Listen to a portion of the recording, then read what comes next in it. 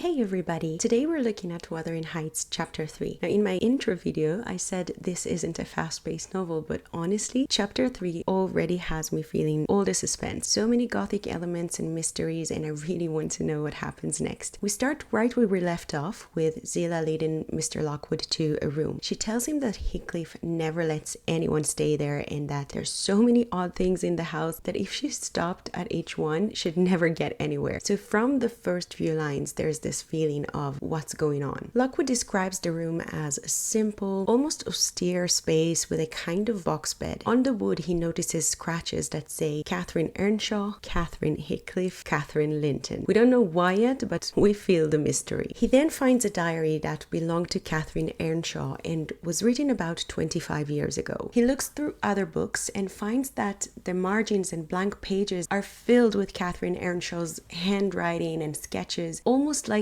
a secret journal hidden inside the books. From her writing we learn a lot about the household. We learn that Catherine's father died and that she and Heathcliff spent a lot of time together and seem almost like partners in crime, while Hindley, her brother, is very cruel to Heathcliff. Through Catherine's descriptions of them as children, we also see the strict Victorian approach to raising children, that they should be seen and not heard. For example, Catherine writes that on Sunday evenings they were allowed to play only if they stayed quiet. A mere titter could get them into trouble. After reading all of this, together with what's printed in the book itself, which was about a sermon titled 70 times 7, Lockwood falls asleep. I hope you didn't. And he has a very strange dream. He imagines himself at the same sermon he read about by Reverend James Branderham, who is preaching about 70 times 7. Since I'm not Christian and I only know the basics of Christianity, I had to look this up, and honestly this is one of the things I love about reading literature. You're always learning something new. So in case you don't know, the phrase comes from the book of Matthew, where Peter asked Jesus how many times we should forgive someone who wrongs us. 7 times? Jesus replies, not 7 times, but 70 times 7. And the meaning is obviously not literally 490. It's an exaggeration meant to show that forgiveness should be endless. In Lockwood's dream, however, the sermon becomes long and exhausting. He tries to remain patient and composed, but eventually grows frustrated and he feels like he cannot forgive anymore, and suddenly everything becomes